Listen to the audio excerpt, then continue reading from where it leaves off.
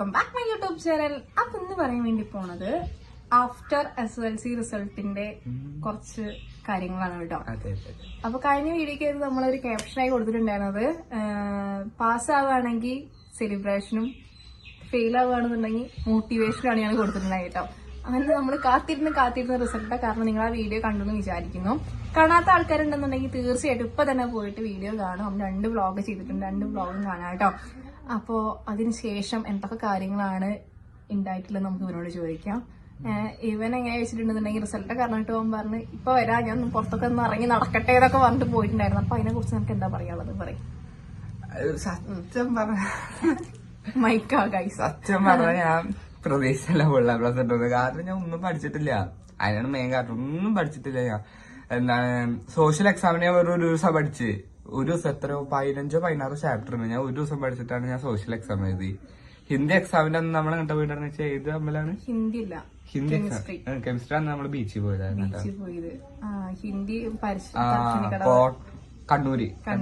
കണ്ണൂര് പോയിട്ട് വീട്ടിൽ എത്തുമ്പോ 10 മണി 11 മണി. കെമിസ്ട്രി എക്സാമിന്റെ തലേ ദിവസം ബീച്ചിൽ പോയി, അവിടെ പോയി ഇവിടെ പോയി വീട്ടിൽ എത്തുമ്പോ 11 മണി. എന്നിട്ട് ഞാൻ എക്സാം എഴുതിയതാണ്. ഞാൻ ഒരു അക്ഷരം പഠിച്ചിട്ടില്ല ഞാൻ.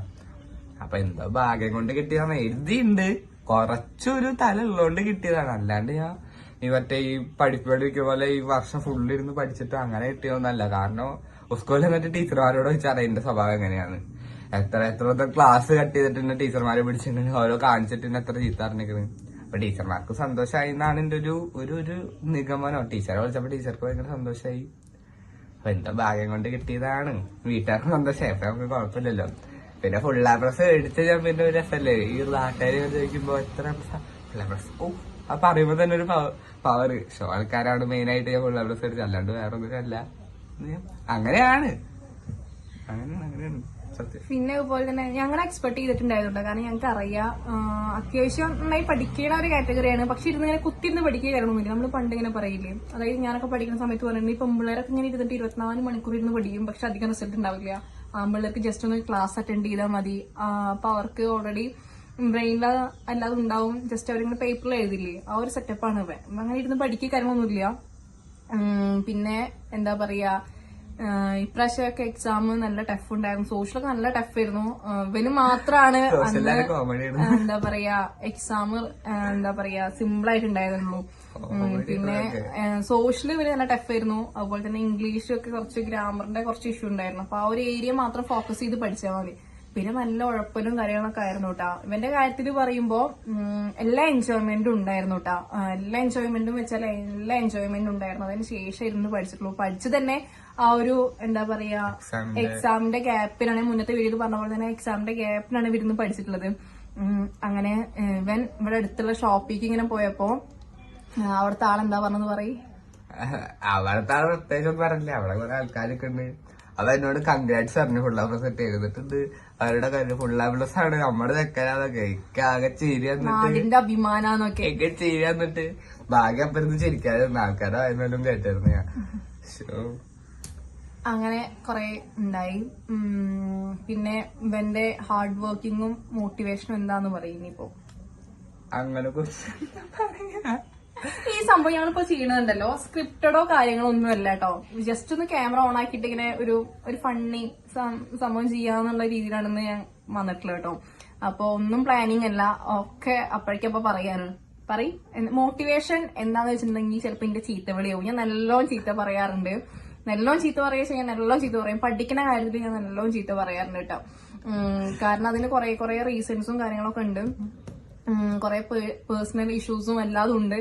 അതുകൊണ്ട് തന്നെ ഞാൻ നല്ലോണം ചീത്ത പറയാറുണ്ട്. തന്നെ എക്സാമിന്റെ സമയത്ത് നല്ലോണം പഠിക്കാൻ പറയും. പക്ഷെ ഇവൻ പോത്തിന്റെ ചെവിയിൽ വേദം ഇതാന്ന് പറഞ്ഞൊരു സെറ്റപ്പാണ്. ഇവ ഇത് കൂടെ കേൾക്കും, ഇങ്ങനെ വിടും. അതാണ് എല്ലാ എക്സാമിനും ഞാനായിരിക്കും മിക്കതും എന്റെ PT മീറ്റിങ്ങിന് പോവാം. പിന്നെ മാത്സിന് ഫുള്ളായിരിക്കും മാർക്ക്. അതങ്ങനെ തന്നെയാണ്. മാത്സ് ഇവൻ നന്നായിട്ട് ചെയ്യും, പക്ഷെ പഠിക്കൊന്നുമില്ല. ജസ്റ്റ് ഒന്ന് പ്രോബ്ലം ചെയ്ത് നോക്കും, ഒരു 1/2 മണിക്കൂർ കേട്ടോ, അത്രേ ഉള്ളൂ. പക്ഷെ ബാക്കിയുള്ളതൊക്കെ ഭയങ്കര ഫ്ലോപ്പ് ആയിരുന്നു. A+ ഒന്നുമില്ല. ഹിന്ദി ലാംഗ്വേജ്, അതായത് ഹിന്ദി ഇംഗ്ലീഷ് ഒഴികെ ലാംഗ്വേജ് ബാക്കിയൊക്കെ മാർക്കുണ്ട്. പിന്നെ ഈ സോഷ്യല് കെമിസ്ട്രി ബയോളജി ഒക്കെ മാർക്ക് കുറവാ. ഫിസിക്സ് നമുക്ക് C+ ഇട്ടായിരുന്നു മുന്നത്തെ എക്സാമിന് ഇട്ടാ. പക്ഷെ ഇപ്പൊ ഫുൾ A+ ആയി. ഫുൾ A+ വാങ്ങാന് നമ്മുടെ വീട്ടിലിങ്ങനെ ഫുൾ A+ വാങ്ങാന്ന് പറയണ അങ്ങനെയൊന്നുമില്ല. പക്ഷെ ഞങ്ങക്ക് കുറച്ച് സ്വീറ്റ് റിവെഞ്ചസ് ഉണ്ടായിരുന്നു. അത് എന്തൊക്കെയാണ് മറ്റേ വീഡിയോയിൽ പറഞ്ഞിട്ടുണ്ട്. അത് എന്തൊക്കെയാന്ന് ഇവൻ തന്നെ പറയും. ഡീറ്റെയിൽ ആയിട്ടല്ല, ചെറുതായിട്ട് പറയും. ഞാൻ ആരുടെയും പേരും കാര്യങ്ങളൊന്നും പറയണമെന്നില്ല കേട്ടാ. ഇങ്ങനത്തെ കുറച്ച് നീങ്ങി ക്യാമറ തന്നെ കാണില്ല. പറയും. ഞാൻ പറയാം. സ്വീറ്റ് റിവെഞ്ച് എന്ന് പറഞ്ഞാൽ പ്രത്യേകിച്ച് അങ്ങനെയൊന്നുമില്ല. എന്നാലും ചില കുറച്ച് പേരോട് ഞാന് ഒരു സ്ഥലത്താണ് ആദ്യം ട്യൂഷനൊക്കെ പോയിരുന്നു. അപ്പൊ ട്യൂഷനൊക്കെ പോയിരുന്ന അവിടെയാണ്. അപ്പൊ എനിക്ക് അവിടെ എടുക്കണേ പ്രത്യേകിച്ച് ഒന്നും മനസ്സിലാവുന്നില്ല. കാരണം ടീച്ചർ ഞാൻ ആരോടും പറയല്ല, ടീച്ചർക്ക് എടുക്കണ സത്യം പറഞ്ഞാൽ അറിയൂല. മാത്സ് ഒക്കെ ടീച്ചർക്ക് കുറച്ച് കൺഫ്യൂഷൻസ് ഉണ്ട്. അപ്പൊ എനിക്കത് മനസ്സിലാവുണ്ടായിരുന്നില്ല മാത്സ് ആവുന്നു. ഞാൻ ഇന്ത്യയിൽ വെച്ചിട്ടാ ചെയ്തായിരുന്നു. പിന്നെ സോഷ്യലൊക്കെ നമുക്ക് പറഞ്ഞുതരും, ഒക്കെ കൃത്യമാണ്. പക്ഷെ ചിലതൊന്നും മനസ്സിലാവില്ല. ഫിസിക്സ് കെമിസ്ട്രി അതൊന്നും മനസ്സിലാവില്ല. വീട്ടുകാരോട് പണ്ട് പോയി പറഞ്ഞാൽ ട്യൂഷൻ മാറണം. പക്ഷെ വീട്ടുകാർക്ക് എന്താണ് ടീച്ചറെ ഭയങ്കര കാര്യമായിരുന്നു. എന്നിട്ട് അങ്ങനെ ഇരിക്കുമ്പോ 10ൽ എന്നോട് ഒരു ദിവസം ട്യൂഷൻ കഴിഞ്ഞ് വീട്ടിൽ വന്നപ്പോ അങ്ങനെ ഞാൻ ഫോണിലിരിക്കാം. എക്സാമിന് മാർക്ക് കുറവുണ്ടായി. മുൻ എക്സാമില് 9ലൊക്കെ നല്ല മാർക്ക് കുറവായിരുന്നു.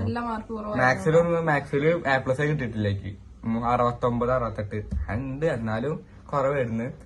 അപ്പൊ എന്നിട്ട് ഞാൻ ഒരു ദിവസം ട്യൂഷൻ കഴിഞ്ഞ് വീട്ടിലേക്ക് വന്നപ്പോ ഫോണിലിരിക്കുമ്പോ ഹാളിക്ക് വിളിച്ചു. പിന്നെ ഏട്ടൻ ഉണ്ടായിരുന്നു, ചേച്ചി ഉണ്ടായിരുന്നു, എല്ലാവരും ഉണ്ടായിരുന്നു. അപ്പൊ ഒരു വെച്ച് ഞങ്ങൾക്ക് ട്യൂഷൻ പറഞ്ഞു വെച്ച്. കാരണം ഏട്ടനെ അറിയാം എങ്ങനെ എടുക്കുക ആ ടീച്ചർ എന്നൊക്കെ. അപ്പൊ ഏട്ടൻ ചോദിച്ചാൽ എന്നോട് ട്യൂഷൻ പറഞ്ഞു വെച്ച്. ഞാൻ അപ്പം തന്നെ പറഞ്ഞിട്ട് ട്യൂഷൻ മാറണോ. അത് ഇവന്റെ ഡിസിഷനാണ് ട്യൂഷൻ മാറണം എന്നുള്ളത്. ഇവന്റെ ഒരു ക്യാരക്ടർ വെച്ചിട്ട് അത് മാറിയില്ല. ഇനി വീണ്ടും എക്സാംസ് ഒക്കെ വന്നിട്ട് ഇവൻ മാർക്ക് കുറയണെങ്കിൽ ഇവൻ പറയാൻ എന്താ വെച്ചിട്ടുണ്ടെങ്കിൽ അന്ന് പറഞ്ഞല്ലോ മാറ്റിക്കൂടെ, ഞാൻ പറഞ്ഞത് മനസ്സിലാവണില്ല. അങ്ങനത്തെ ക്യാരക്ടറാണ് ഇവന്റെ രീതിക്ക് മുന്നോട്ട് പോവാണെങ്കിൽ ഇവൻ കുഴപ്പമില്ല. അപ്പൊ നമുക്ക് ചോദ്യം ചെയ്യാം എന്തുകൊണ്ട് മാർക്ക് കുറഞ്ഞു എന്നുള്ള സംഭവം. കളിച്ചിട്ടാന്നൊക്കെ നമുക്ക് മനസ്സിലാവും. പക്ഷെ ഇങ്ങനെയൊക്കെയാണെങ്കിൽ ഇവൻ പറയും എന്ന് ട്യൂഷൻ മാറ്റാത്തതുകൊണ്ടാണെന്ന് ഇവൻ പറഞ്ഞിട്ടുമുണ്ട്. അപ്പൊ അങ്ങനെ പിന്നെ തീരുമാനിച്ചു മാറാൻ വിചാരിച്ചു. അങ്ങനെ കുറെ ഇഷ്യൂസ് ഉണ്ടായിട്ടുണ്ട്. മാറാൻ തീരുമാനിച്ചു. അപ്പൊ അങ്ങനെ ടീച്ചറെ വിളിച്ചു. ഞാൻ ടീച്ചറോട് പറഞ്ഞു.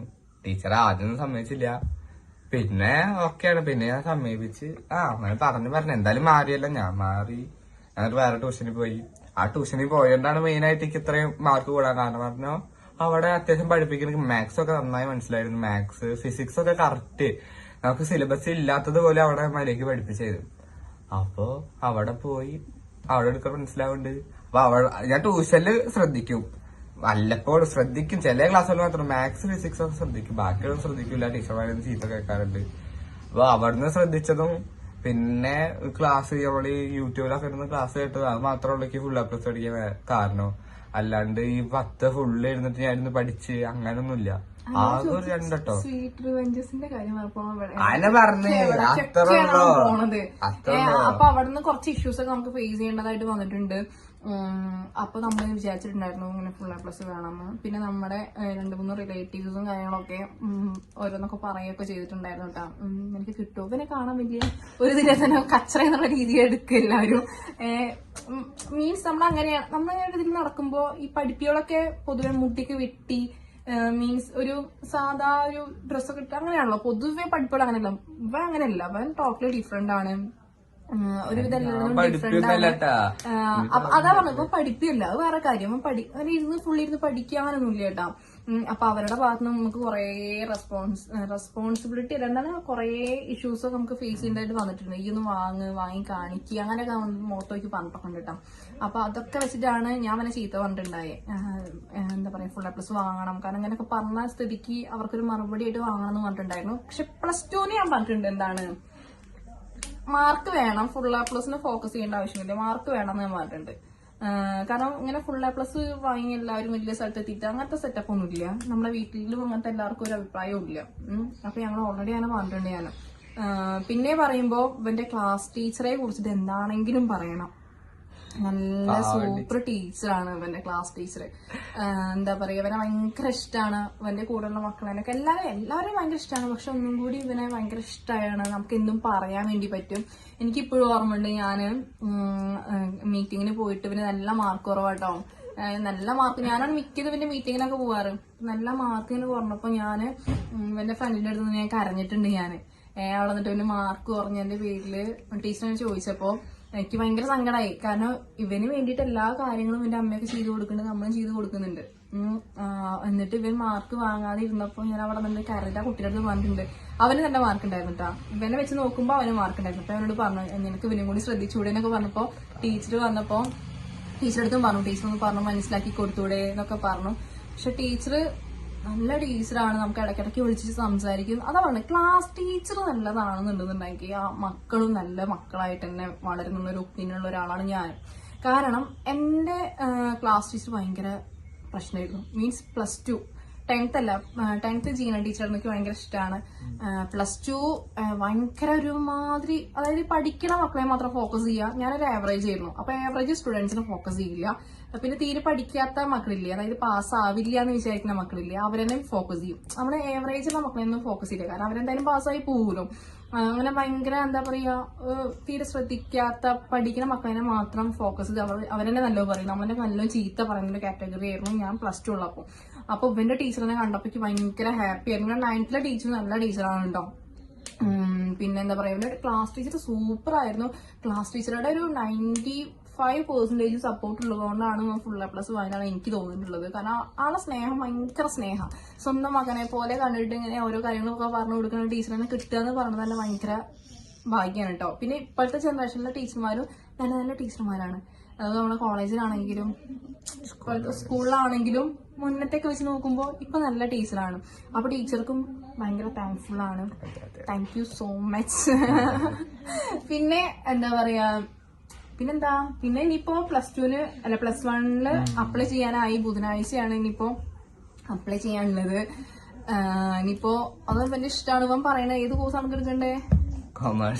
കോമേഴ്സ് എടുക്കണമെന്നാണ് പറയണേ. അപ്പൊ അവന് ഇഷ്ടമുള്ളത് എന്താണെങ്കിൽ ആയിക്കോട്ടെ. നമ്മളിങ്ങനെ ഓരോന്നൊക്കെ പറഞ്ഞു കൊടുത്തിട്ടുണ്ട്. നമ്മള് പേരന്റ്സ് ആവുമ്പോ, അല്ലെങ്കിൽ നമ്മൾ ഇതിനെക്കാളും കുറച്ചൊരു മൂത്ത ഒരാളാവുമ്പോ നമ്മൾ പറഞ്ഞു കൊടുക്കൂലേ ഇന്ന സ്കോപ്പും കാര്യങ്ങളും ഉണ്ട്. അറ്റ് ലാസ്റ്റ് ഇവന്റെ ആഗ്രഹം എന്താണോ അതന്നെയാണ് എല്ലാ പ്രാവശ്യവും നടക്കാറുള്ളത്. നമ്മളങ്ങനെ പിടിവാശി പിടിച്ചിട്ടൊന്നും ചെയ്യാറില്ല. അങ്ങനെ ആരും ചെയ്യാനും പാടില്ല അല്ലെ. വീട്ടുകാരുടെ ആഗ്രഹത്തിന് വേണ്ടിയിട്ടും ഇന്ന കോഴ്സ് എടുത്ത് പഠിക്കുക, നമ്മൾ പറഞ്ഞു കൊടുക്കുക. മീൻസ് നമ്മൾ പറഞ്ഞു കൊടുക്കുക. അപ്പൊ സയൻസ് എടുക്കുകയാണെങ്കിൽ നമുക്ക് ഏതൊരു ഫീൽഡിലോട്ടും തിരിയാൻ വേണ്ടി പറ്റും. ഏത് ജോലി നോക്കുകയാണെങ്കിൽ നമുക്ക് ആ ഒരു സ്കോപ്പ് ഉണ്ടാവും. പക്ഷെ നമുക്ക് സയൻസ് പഠിക്കാൻ ഇഷ്ടമില്ലാത്ത കുട്ടീനെ അതിൽ പിടിച്ചിരുത്തിയിട്ട് എന്താ കാര്യം? ഒരു ഇഷ്ടമില്ലാതെ പഠിക്കണ്ടേ? എനിക്കാണെങ്കിൽ ഇഷ്ടമായിട്ട് പഠിക്കുമ്പോഴാണ് നമുക്ക് കുറച്ചും കൂടി നല്ലത്. അതുപോലെ തന്നെ ആ ഒരു ക്ലാസ് ടീച്ചർ നന്നാവുമ്പോഴാണ് സ്റ്റുഡൻസ് പഠിക്കുക. ക്ലാസ് ടീച്ചറെ കയ്യിലാണ് 10-41 പിള്ളേരുള്ളത്. അപ്പോ ആ ഒരു ടീച്ചറുടെ റിസൾട്ടാണ് ഇന്നിപ്പോ ഇവൻ വാങ്ങിയിട്ടുള്ളത്, ഇവന്റെ കൂടെയുള്ള മക്കൾ വാങ്ങിയിട്ടുള്ളത്. എല്ലാതും ആ ഒരു ടീച്ചറുടെ റിസൾട്ട് മാത്രമാണ് കേട്ടോ. അപ്പൊ അതൊക്കെയാണ് കാര്യങ്ങള്. പിന്നെന്താണ് പറയാനുള്ളത്? പിന്നെ എനക്ക് എന്തെങ്കിലും ഇനി ഇപ്രാവശ്യം 10ാം ക്ലാസ് എഴുതുന്ന മക്കളോട് എന്താ പറയാ? ഒന്നും പറയാല്ല. ഇനിയിപ്പോ ഞാൻ അഡ്വൈസ് ചെയ്തതിന്റെ കുറവുകൂടിയാണോ ഇവിടെ അത്യാവശ്യം പറയാൻ. ഇങ്ങനെ ഫുള്ളിരുന്ന് പഠിക്കേണ്ട ആവശ്യമൊന്നുമില്ലല്ലേ? ഈ ഫുള്ളിരുന്ന് പഠിക്കണ്ട. അതിന്റെ ഉത്തമ ഉദാഹരണമാണ് ഞാൻ. ഒന്നും പഠിച്ചിട്ടില്ല എന്ന് പറഞ്ഞാൽ ഒന്നും പഠിച്ചിട്ടില്ല. എന്തോ ആവശ്യ സമയത്ത്. കാരണം ഫൈനൽ എക്സാം ആയ നമുക്കൊരു ചെറിയൊരു പേടി ഉണ്ടാവല്ലോ. ആ പേടി കാരണം ഞാൻ കുറച്ചിരുന്ന് പഠിച്ചെന്നല്ലാണ്ട് വേറെ ഒന്നും ഞാൻ പഠിച്ചിട്ടൊന്നുമില്ല. ഈ ഓണത്തിന്റെ എക്സാമിന്, ക്രിസ്മസിന്റെ എക്സാമിന് ഒന്നും പഠിച്ചിട്ടില്ല. ഒന്നും പഠിക്കാനാ എക്സാമിന് നല്ല രീതിയിൽ പഠിച്ചിട്ട് എക്സാം സീരിയസ് ആയി കണ്ടിട്ട് എക്സാം എഴുതണം. ഫൈനൽ എക്സാം ആയതുകൊണ്ട് ഞാൻ കുറച്ച് പഠിച്ചു. അതിന്റെ റിസൾട്ട് കണ്ടു. ഹാപ്പിയാണ്. ഞാൻ വളരെ വളരെ. പിന്നെ അവന് ഫോൺ ഗിഫ്റ്റ് ആയിട്ട് എന്റെ അമ്മ കൊടുത്തിട്ടുണ്ട്. അതിനെ കുറിച്ച് എന്താ പറയുക? അമ്മയെ കുറിച്ച് എന്താ പറയുന്നത്? പറയും. അമ്മയാണല്ല അമ്മയാണല്ല. കാരണം എന്താ ബാക്കിയുള്ളവരുടെ അമ്മ എങ്ങനെയാണെന്ന് എനിക്കറിയാം. എന്റെ അമ്മ എന്തോ സ്പെഷ്യലാ. കാരണം എനിക്ക് എന്ത് വേണമെങ്കിലും പറയാം. ഞാൻ അമ്മേനെ പേരൊക്കെ എന്ത് വേണമെങ്കിലും പറയാം. എന്ത് വേണമെങ്കിലും ഞാൻ അമ്മേനെ പേര് വിളിക്കുക. നല്ല കമ്പനി, കറക്റ്റ് ബെസ്റ്റ് ഫ്രണ്ട്സിനെ പോലെ എന്താണ് പറയാ. ഇപ്പൊ റിസൾട്ട് അറിയണേക്കാട്ട് മുന്നേ. കാരണം ഇന്ന അത്ര വിശ്വാസമല്ല. ഞാൻ എല്ലാരോടും പറഞ്ഞിക്ക് full+ ഉണ്ടാവും ഞാൻ. പക്ഷെ അമ്മയ്ക്കും ചേച്ചിക്കും ഒക്കെ ഉറപ്പാണ് എനിക്ക് full+ ഉണ്ടാവുന്നത്. അതുകൊണ്ട് റിസൾട്ടിന്റെ തന്നെ ഒരാഴ്ച മുന്നേ എനിക്ക് പുതിയ ഫോൺ മേടിച്ച് iPhone 13. ഇവർക്ക് ഉറപ്പായിരുന്നു എനിക്ക് എന്താണ് full+ കിട്ടുന്നു. അതിന്റെ ആണ് എല്ലാവർക്കും ഭയങ്കര വിശ്വാസം. എന്താണാവോ ആന്റി ഭയങ്കര സപ്പോർട്ടീവാണ് കേട്ടോ. അവന്റെ അമ്മ ഭയങ്കര സപ്പോർട്ടീവാണ്. എന്താ പറയാ, ഭയങ്കര ഒരു ചൈൽഡിഷ് ആയിട്ടുള്ള ക്യാരക്ടറാണ്. പ്രത്യേകിച്ച് നമ്മുടെ അടുത്തൊക്കെ ആണെങ്കിലും ഭയങ്കര ഒരു ചൈൽഡിഷ് ആയിട്ടുള്ള നല്ല ചബ്ബി ബബ്ലി അങ്ങനത്തെ സെറ്റപ്പാണ് ആന്റി. എന്താണ് ഇപ്പൊ വന്നു കഴിഞ്ഞാൽ നമുക്കൊരു വ്ളോഗ് ചെയ്യണം എന്ന് വിചാരിച്ചിട്ടുണ്ട് ഞാന്. അപ്പൊ തീരൂലേ? അപ്പൊ തീരെ നീണ്ടു പോകും. ഭയങ്കര ഞങ്ങളെല്ലാരും ഭയങ്കര ടോക്ടീവാണ് വീട്ടില് അല്ലെ. എല്ലാരും ഭയങ്കര നല്ലൊരു എല്ലാത്തിനും സപ്പോർട്ട് ചെയ്യും. ഇപ്പൊ ഞാൻ പറയുകയാണെങ്കിൽ ഇവന്റെ ക്ലാസ്സിലത്തെ മക്കളൊക്കെ വെച്ച് നോക്കുമ്പോ സപ്പോർട്ട് ചെയ്യണ ഒരു ഫാമിലി പറയുമ്പോ ഞങ്ങളായിരിക്കും. ഞങ്ങൾ എന്ത് കാര്യത്തിനും അവനെ സപ്പോർട്ട് ചെയ്യാറുണ്ട്. പക്ഷെ പഠിക്കേണ്ട കാര്യം പറഞ്ഞു കഴിഞ്ഞാല് ഞങ്ങൾ ഫൈറ്റ് ആണ്. അത് സത്യമായിട്ട് പറഞ്ഞ അതാണ് അവസ്ഥ. പക്ഷെ എന്തുണ്ടെങ്കിലും ഞങ്ങൾക്ക് അറിയാം അവൻ മാർക്ക് വാങ്ങും എന്നുള്ളത്. പക്ഷെ 2-3 സബ്ജക്ട് മാത്രമാണ് നമുക്ക് ഡൗട്ട് ഉണ്ടായിരുന്നത്. 2 സബ്ജക്ട്, ഇംഗ്ലീഷും ഫിസിക്സ് അറിയായിരുന്നു. ബട്ട് എക്സാം എന്ന് വെച്ചാൽ മോഡൽ എക്സാമിന് A+ ഉണ്ട്, 39 മാർക്കുണ്ട് ഫിസിക്സിന്. പക്ഷെ ഫൈനൽ എക്സാം എഴുതിയപ്പോ ഞാന് മാർജിന്റെ ഇപ്പുറത്ത് കറക്റ്റ് ഉത്തരം ഇങ്ങനെ അങ്ങനെ സംഭവം അറിയോ, തെറ്റി. ഇവൻ ക്വസ്റ്റ്യൻസ് മര്യാദക്ക് വായിച്ചു നോക്കില്ല, എന്നിട്ട് ആൻസർ ചെയ്യും. എനിക്ക് അതൊക്കെയാണ് ടെൻഷൻ ഉണ്ടായേ. A+ പോണെങ്കിൽ അങ്ങനെ പോകുന്നൊക്കെ ഉറപ്പുണ്ടായി. കാരണം മാത്സിനിട്ട് ഒരു ക്വസ്റ്റ്യൻ എഴുതാതെ പോന്നിട്ടുണ്ടായിരുന്നു. ഇപ്പഴല്ല കേട്ടോ, അതായത് പ്രീവിയസ് എക്സാം ഈ ഓണം ക്രിസ്മസ് അങ്ങനെ ഉണ്ട് അതിന്. അപ്പൊ പിന്നെന്താ പറയാ, കറക്റ്റ് നമ്പർ ഇടാതിരിക്കുക, അത് വിട്ടു പോവുക, പിന്നെ പകുതി ക്വസ്റ്റ്യൻ വായിച്ചിട്ട് ഇവൻ അനലൈസ് ചെയ്തിട്ട് പണ്ട് എഴുതും. അങ്ങനത്തെ ഒക്കെ സെറ്റപ്പ് ചെയ്യുന്നുണ്ടായിരുന്നു. അപ്പൊ അതിന് ഞങ്ങൾക്ക് ഭയങ്കര ടെൻഷൻ ഉണ്ടായിരുന്നു കേട്ടോ. ഭയങ്കര ടെൻഷൻ വെച്ചാൽ ഞങ്ങൾക്ക് ഭയങ്കര ടെൻഷൻ ഉണ്ടായിരുന്നു ആ ഒരു കാര്യത്തില്. അപ്പൊ ഞാൻ ഇന്ന് എക്സാമിന് കൊണ്ടാക്കി കൊടുക്കുക ചെയ്യാറ്. അപ്പൊ ഇന്ന് ഞാൻ അങ്ങനെ പറയും, എടാ അത് ചെയ്യണം കേട്ടോ, ഇത് ചെയ്യണം കേട്ടോ, ഇത് ചെയ്യണം കേട്ടോ എന്നൊക്കെ പറയും. പിന്നെ എന്നും വരുമ്പോ ഓണപരീക്ഷ കഴിഞ്ഞാൽ ക്രിസ്മസ് പറഞ്ഞാലും പറയും A+ പറയും. പക്ഷെ A+ ഉണ്ടാവാറില്ല. അപ്പൊ ഇപ്രാവശ്യം വരുമ്പോഴും മെയിൻ എക്സാം വേണ്ടി വരുമ്പോഴും A+ ആന്ന് പറയും. അപ്പോ ഞാൻ വിചാരിച്ചു ഈശ്വര അതൊക്കെ എന്താവാണ് ആ അവസ്ഥ വിചാരിച്ചു. പിന്നെ ചില ആൾക്കാർ വിചാരിക്കും നമ്മള് എന്താ പറയാ ഈ ഒരു SSLC എക്സാമിന് ഫുൾ A+ കിട്ടിയിട്ട് നമ്മൾ എന്തിനാണ് ഇങ്ങനെ എത്രയും ആഘോഷിക്കണേ എന്താന്നൊക്കെ ഉള്ളൊരു ചോദ്യം കാര്യങ്ങളൊക്കെ ഉണ്ടാവില്ല. ഈ മനസ്സിൽ എന്തിനാ അങ്ങനെ കാട്ടിക്കൂട്ടണെന്നൊക്കെ തോന്നും. പക്ഷെ ഞാൻ പറഞ്ഞില്ലേ, ഞങ്ങളുടെ ലൈഫില് കുറച്ച് പേഴ്സണൽ കുറച്ച് കാര്യങ്ങളുണ്ട്. അതിന് ഉള്ളൊരു മറുപടിയാണ് ഇവന്റെ റിസൾട്ട്. ഞങ്ങക്ക് അതാണ്. അപ്പോ അതിന്റെ ഒരു ആഘോഷമായിരുന്നു നിങ്ങൾ കണ്ടിട്ടുണ്ടായിരുന്നു കേട്ടോ. പിന്നെ ഞങ്ങളുടെ വീട്ടിൽ ഇനിയിപ്പോ SSLC എക്സാമിന്റെ റിസൾട്ട് വരണമെങ്കിൽ ഇനി ഒരു 15 കൊല്ലം വെയിറ്റ് ചെയ്യണം അല്ലേ. എന്റെ ഏട്ടന്റെ മക്കള് മാത്രമേ ഉള്ളൂ. ഇപ്പൊ ഞങ്ങളുടെ ഒരു ഇത് കഴിഞ്ഞു, ഏട്ടന്റെ കഴിഞ്ഞിട്ട് 2 കൊല്ലം ആയപ്പോഴാണ് എന്റെ റിസൾട്ട് വന്നത്. പിന്നെ അവിടുന്ന് എത്ര കൊല്ലാണ്, 5 കൊല്ലോ 6 കൊല്ലോ 9 കൊല്ലം കഴിഞ്ഞിട്ടാണ് ഇവന്റെ റിസൾട്ട് വന്നത്. ഇനിയിപ്പോ 15 കൊല്ലം കഴിഞ്ഞ റിസൾട്ട് വരും. അപ്പൊ ഞങ്ങളുടെ ഒരു ഫാമിലിയുടെ ഒരു ഹാപ്പിനെസ് ആണ് നിങ്ങൾ ഒരു കഴിഞ്ഞ വീഡിയോയിൽ കണ്ടിട്ടുണ്ടായിരുന്നത്. ഇനിയിപ്പോ അലോട്ട്മെന്റും കാര്യങ്ങളൊക്കെ ആയിട്ട് നമുക്ക് ഇനി അപ്ലൈ ചെയ്യുന്ന സമയത്ത് അടുത്തടുത്ത വ്ളോഗ് കാണാം. അപ്ലൈ ചെയ്യുന്ന ആൾക്കാർക്ക് എന്താ പറയാ സ്കൂളിനെ കുറിച്ചൊക്കെ നല്ല അന്വേഷിച്ച് അവിടെ എടുക്കുന്ന ക്ലാസ്സസും കാര്യങ്ങളൊക്കെ ഒന്ന് അന്വേഷിച്ചിട്ട് അപ്ലൈ ചെയ്യാം. കാരണം വേറെ ഒന്നുമല്ല, അവിടെ അടുത്ത് ഇവൻ ചാലിശ്ശേരി സ്കൂളിൽ പോകണമെന്നാവാൻ പറഞ്ഞിട്ട് അവിടെ അടുത്തൊരു സ്കൂളിൽ, അടുത്തല്ല കുറച്ച് ലോങ് ആണ്. അപ്പൊ അതിനെ കുറിച്ച് അന്വേഷിച്ചപ്പോ അവിടെ പഠിച്ചിരുന്ന മക്കളോട് ചോദിച്ചപ്പോ പറഞ്ഞു സയൻസ് ആയിരുന്ന ഒരു കുട്ടി എടുത്തിട്ടുണ്ടായിരുന്നു. അപ്പോ അവിടെ ക്ലാസ് ഒന്നും മര്യാദയ്ക്ക് എടുക്കാതെ ആ കുട്ടി ഒറ്റയ്ക്ക് ഇരുന്ന് പഠിച്ചിട്ടാണ് എക്സാം ഒക്കെ എഴുതിയിട്ടുള്ളത്. ഗവൺമെന്റ് സ്കൂളിൽ അങ്ങനത്തെ ചില ഇഷ്യൂസ് കേൾക്കാനും കാണാനും ഉണ്ട്. അപ്പൊ സ്കൂളിലൊക്കെ നല്ല അന്വേഷിച്ചിട്ട് എല്ലാ റാങ്കും കാര്യങ്ങളൊക്കെ സ്കൂളിൽ റിസൾട്ടൊക്കെ നല്ല സ്കൂളിൽ ചേർക്കുക.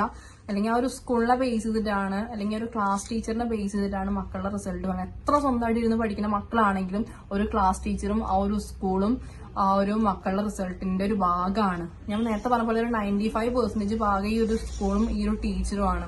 ഓക്കെ, അപ്പൊ അതൊക്കെ ആലോചിച്ചിട്ട് നിങ്ങൾ അപ്ലൈ ചെയ്യാനുള്ള ആൾക്കാർ ഇനി എക്സാം എഴുതാനുള്ള മക്കളാണെങ്കിലും എന്താ പറയാ അത്യാവശ്യം കോളേജ് ലൈഫ് അല്ല, കോളേജിലല്ലോ സ്കൂൾ ലൈഫൊക്കെ എൻജോയ് ചെയ്തതിന് ശേഷം ഇരുന്ന് പഠിക്കുക. ഒരു 50% എൻജോയും 50% പഠിക്കേണ്ട ആവശ്യമൊന്നുമില്ല അല്ലേ. കുറച്ചൊക്കെ ഇരുന്ന് പഠിച്ചിട്ട് എക്സാം ഒക്കെ പഠിക്കേണ്ടതല്ല, നല്ല രീതിയിൽ പഠിച്ചിട്ടൊക്കെ എക്സാംസും ഞാനൊക്കെ എഴുതാം. അപ്പൊ അടുത്ത വീഡിയോയിൽ കാണുന്നവരെ ബൈ ബൈ.